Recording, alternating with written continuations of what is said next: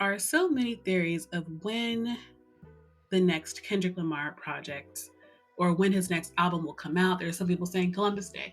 There's some people saying Drake's birthday, which is later in October. I'm hoping that they are right. But I have my own speculation that he won't release his album until March of next year. Because I think that we are witnessing a project by Kendrick Lamar that is unfolding over the course of a year, from March of this year to March of next year. And this is why I think that. Now, this battle was kicked off on March 26th of this year when Like That came out. And everything Kendrick has done since then has been very methodical and almost like he's able to predict the future, it seems. Now, from late April into early May of this year, we got his 4 Drake diss tracks, the first of which was Euphoria. Now, in the Euphoria cover art, we got the definition of the word euphoria, including a sentence, showing the usage example, which says they had almost a week to recover from the euphoria of Tuesday's series-winning victory. And less than a week later, on Saturday, May 4th, Kendrick released Not Like Us, a bop that made his win undeniable for most normal people. Now, this is an aspect of Kendrick's win that I think is undervalued, that people don't talk about much, and that is just his general confidence in how he moved this whole battle. He basically, before you even listen to Euphoria, if you just read that cover art, he's basically declaring confidently that he will give Drake less than a week to recover from the onslaught of diss tracks he threw out there. And it just shows a level of confidence that I think was totally unmatched. Drake and Cole seemed unsure throughout the whole battle. We have J. Cole's apology, of course, and him taking down 7 Minute Drill, which was his diss track against Kendrick. We have Drake's leak of his early version of push-ups, which people thought was AI, but then it was taken down. It was replaced with a different version of push-ups. Of course, he had to take down Taylor Made after the Tupac estate requested a cease and desist. Family Matters, I liked the first half of that video a lot, but the second half of the video just felt rushed. It included those 2 ugly cakes of like a child. Maybe Adonis made these cakes. Where'd you get these cakes? I know it's just a cake, but it just seems like somebody as bougie and as Drake is, it just felt thrown together to me. And of course, the hard part 6, which also felt unsure and rushed, because in Family Matters, he said he was going to go on vacation. Then he comes back because he didn't. I don't think he expected Kendrick to go so hard with 2 back-to-back songs like Meet the Grams and Not Like Us. So then he comes back with Heart Part 6 quickly, like in a few days, and that felt rushed, because I can't imagine any person that actually cares about his image and his career would let him release that. That song was an absolute disaster. Absolute disaster. But Kendrick moved with a surety and confidence the whole way through. Everything was perfectly executed. Euphoria was released with that 1 week prediction, along with other predictions throughout the songs.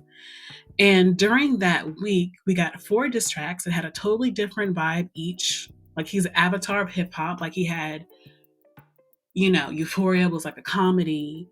And then we had 616 in LA, which was like a mystery. Meet the Grams was like a horror movie or a thriller. And then we had Not Like Us, which is like this action historical drama type deal. And after the tracks were released, he had his pop out concert that was on Juneteenth, which is a perfect day when you consider some of the themes of this battle, for him to have a big concert on Juneteenth, which is the day that celebrates the official end of slavery for Texan slaves. And then following that, he does the Not Like Us music video, which was released on Independence Day.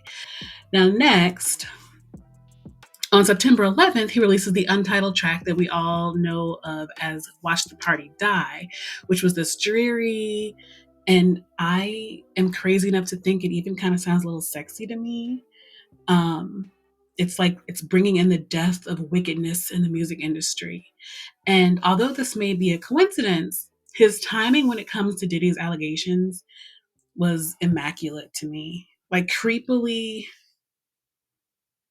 accurate. But Meet the Grams comes out, and it's a song that describes his disgust with an industry that protects celebrities that indulge in misogyny and trafficking and worse. That was released just 2 weeks before the video of Cassie and Diddy was released. And then Watch the Party Die came out just 5 days before Diddy's arrest. Now, I know that's probably a coincidence, but the way he's been moving this year has been very intentional, and it's hard not to notice how well the timing of those songs fit with what's going on with Diddy. Kendrick Lamar is an artist that he likes to release his music within a certain concept, and the themes he's been bringing up in every song this year are consistent. Even the broccoli snippet from the Not Like Us music video, it brings up the themes of death, fatherhood, artistic integrity, and we've seen every track he's produced this year, keep up with those same themes. Even his Super Bowl announcement was very intentional, bringing up the theme of fatherhood again as he presumably practices football with his son. Yay! So I'm talking about, man. Now we can get to it for real. Come on, you gotta make sure you catch him with the hands open like that. We running real routes, you gonna be messing up. Every move, moment, song works within the same themes of death, artistic integrity, the state of hip hop, exploitation of women and minors, and fatherhood. I think all these things and events are part of one massive year-long project we have yet to see fully unfold. We are done with the first 6 months of this potential project that I'm completely speculating on. And that, of course, primarily focused on Drake. And I think Watch the Party Die brings in a new expansion of these themes as we see Kendrick picking apart the industry as a whole.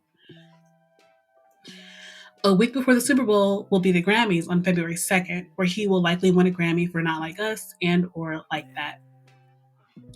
We may get a couple more songs between now and the Super Bowl. I hope we do. And I don't think the Super Bowl will be like a standard display of his hits that we saw to pop out in his previous 2022 Super Bowl performance. Obviously, I think he is going to toe the line a little bit, or maybe even a lot, because it is a Super Bowl. He can't go too crazy. But I think his performance is going to have at least one moment, maybe a new song or a new verse that will act as a preamble to his next album, which I think will go full on against the wickedness in the industry. I think there'll be some bops in the album like he always does, and I think there'll be some serious songs like he always does. But I think it's gonna be pretty raw. And I know that Kendrick he doesn't really shy away from some performances that could shock the audience. I remember his 2016 Grammys performance of The Black of the Berry had people perturbed and bewildered. Kendrick is like, we gonna be all right. And the white folks in the audience are like, no, the fuck, we're not. Look how scared they look. I don't even think you can find that performance that easily. You have to go to the Grammys website to find it. It's not available on their YouTube channel, I don't think. Now, I think after the Super Bowl, he's going to announce his album, which will come out on or around March 26th, about 6 weeks after the Super Bowl, and a year after Like That, which completes his headshot for the year. Now, obviously, this is a bunch of speculation and wishful thinking, but with how intentional Kendrick has been this year and how intentional he is throughout his whole career, to be honest, I really think headshot for the year could be taken literally. Headshot for the year. You better walk around like Daft Punk. I really do. And like I said, I'm also kind of hoping I'm wrong because I don't want to have to wait till March for his new album, but I don't know. He seems like the type that likes his fans to wait. And I think that's what we might have to do. But what do y'all think? Am I being a conspiracy theorist? Is what I'm saying making any sense? Let me know. And if you like this video, subscribe and like. Bye.